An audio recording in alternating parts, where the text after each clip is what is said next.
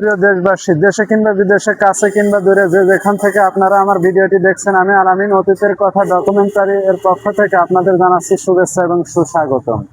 এখন উপস্থিত আছি জঙ্গলিপুর জোড়া ব্রিজে। জঙ্গলিপুর জোড়া ব্রিজ এটি হচ্ছে 1971 সালে এই ব্রিজটির উপর দিয়েই পাকিস্তানি হানাদার বাহিনীরা বিশেষ করে ভারী ভারী অস্ত্রশস্ত্র এবং গাড়ি নিয়ে এসেছিল। তারা এই রাস্তা দিয়ে যেন দূরে না যেতে পারে সেজন্য এলাকার মানুষ সোচ্চার হয়ে এই রাস্তাটি ভেঙে ফেলে এবং তারা দীর্ঘদিন এসে পাকিস্তানি হানাদার বাহিনীরা এই ব্রিজের উপরেই তাদের ভারী ভারী অস্ত্রশস্ত্র নিয়ে এখানে এসে অবস্থান করে এবং এই ব্রিজটি এখন পর্যন্ত ঠিক এইভাবে আছে। 1971 সালে বাংলাদেশ স্বাধীনতা লাভের পর আবার নতুন করে যখন সড়ক ও জনপথ থেকে রাস্তা তৈরি করা হয় তখন এই সাইডের এই রাস্তাটি তৈরি করে, এই রাস্তা দিয়ে এখন চলাচল করে। কিন্তু 1971 সালের আগে যে ভাঙ্গা ব্রিজটা ছিল সেই ব্রিজটা এখন অবধি ঠিক আগের মতন রয়েছে। আমাদের সামনে আমি তুলে ধরার জন্য চেষ্টা করছি। এখানে পাশাপাশি রয়েছে দুটি ব্রিজ। এই একটি ব্রিজ দিয়ে তারা তখন গোলা বারুদ এমনকি ভারী ভারী অস্ত্রশস্ত্র নিয়ে যাতায়াত করতেছিল পাকিস্তানিরা।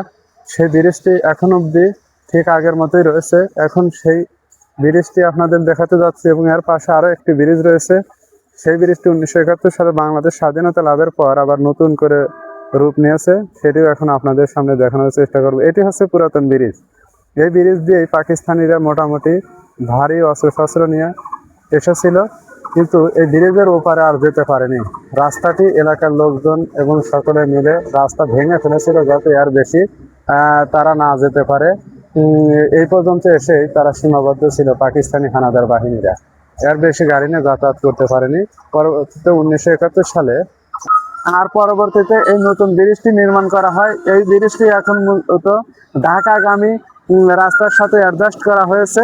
এই রাস্তা ধরে এখন সব সময়ের জন্য বাস, ট্রাক, অটো এমনকি সব ধরনের গাড়ি যাতায়াত করে থাকে এই রাস্তাটা ধরেই। এখন আজ আমি আপনাদের সামনে সেটি সুন্দরভাবে উপস্থাপন করার জন্য চেষ্টা করব। আপনারা সকলে মনোযোগ সহকারে সেগুলো দেখতে থাকেন। এই সেই ব্রিজ, এটি হচ্ছে সেই নতুন ব্রিজ। 1971 সালে বাংলাদেশ স্বাধীনতা লাভের পর সড়ক ও জনপথ থেকে মূলত এই ব্রিজটি তৈরি করা হয়েছে। এই ব্রিজটি বিশাল আকারের একটি ব্রিজ। এই ব্রিজ দিয়ে মূলত